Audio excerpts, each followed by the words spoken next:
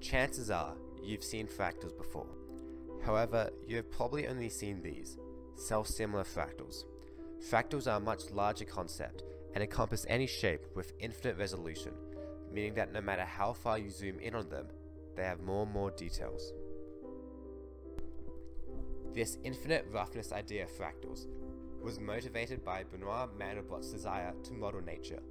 Benoit Mandelbrot famously stated, "Clouds are not spheres, mountains are not cones, coastlines are not circles, and bark is not smooth, nor does lightning travel in a straight line."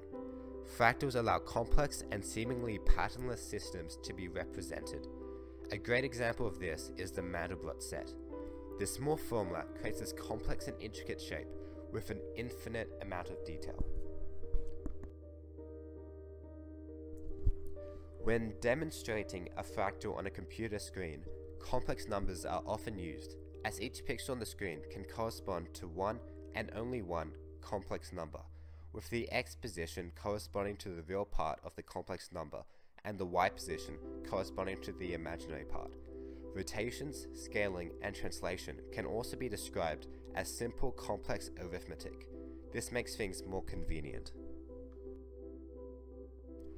To create the Mandelbrot set, we first get a point on the screen and represent it as a complex number, which we can call c. This is iteration 0. We then square this and add c. This is iteration 1. We repeatedly do this for iteration 2, 3, 4, and so on. And if this number blows up, getting bigger and bigger, we say that this point is not in the Mandelbrot set. For example, take the point 1. On the first iteration, we have 1. Squaring and adding 1 gives us 2. In the next iteration, we get 5, then 26, and so on. It is pretty obvious that this number blows up. However, take the point -1. Squaring and adding -1 results in 0. The next iteration gives us -1, and the iteration after gives us 0. This process repeats, with the value jumping between 0 and -1. We can say that this point doesn't blow up and is therefore in the Mandelbrot set.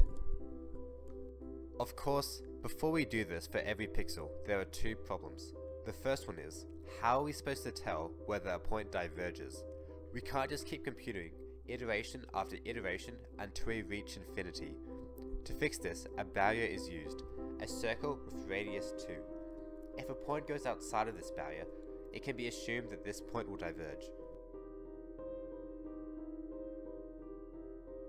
Secondly, if a point is in the Mandelbrot set, how do we know when to stop? We can't just keep iterating, we need to stop somewhere. To fix this, we just stop iterating after a certain number, and if this point is within the barrier by the time we stop iterating, we assume it is in the Mandelbrot set. Now that we know how everything works, we can create this set. Here, the height of each bar represents how many iterations the point stays within the boundary, with the maximum number of iterations increasing constantly. Of course, this is not very detailed, so we can decrease the size of each bar to get a more accurate model of the Mandelbrot set. Notice how on the edge of this set, the height of the bars is very chaotic and jumps around a lot. This is actually important. A slight change in the position of a point can become much larger over iterations, in this case, enough to change whether or not the point is in the Mandelbrot set. The Mandelbrot set has a cousin, the Julia set. To obtain the Julia set for a given complex number, we pick a point in the complex plane, square it, and add the complex number.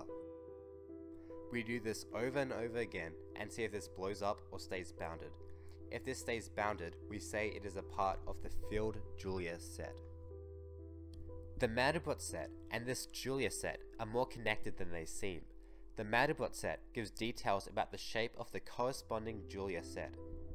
If a point is in the Mandelbrot set, this will result in a solid Julia set. If the point is not in the Mandelbrot set, this will result in a disconnected Julia set. This property, combined with the chaotic jumping from iteration to iteration, allows these fractals to be useful in cryptographic situations. An example of this is key exchange. Say we have two parties, Alice and Bob. They want to both share a private key, but they can only communicate publicly. The Mandelbrot and Julia sets are suitable for this, as the chaotic nature of the numbers when being iterated on is impossible to predict, meaning that you would have to attack with brute force. More specifically, a generalized version of the Mandelbrot and Julia functions are used, allowing for more complexity, with each party creating their own unique variations. If both parties use the private Mandelbrot functions, they can generate values that they can send publicly. They can then use their own special Julia function to obtain the same private key. Any intercepting party will not be able to determine this private key from the information that is sent publicly. Currently, key exchange protocols are based on primes. However, these methods can be broken by quantum computers, which would mean that in the future a new method, such as the fractal-based one, would be required. Because of this, I think this is a perfect example of why mathematical concepts that may seem useless are important. They may have started useless, they may even be useless currently, but they won't always be that way.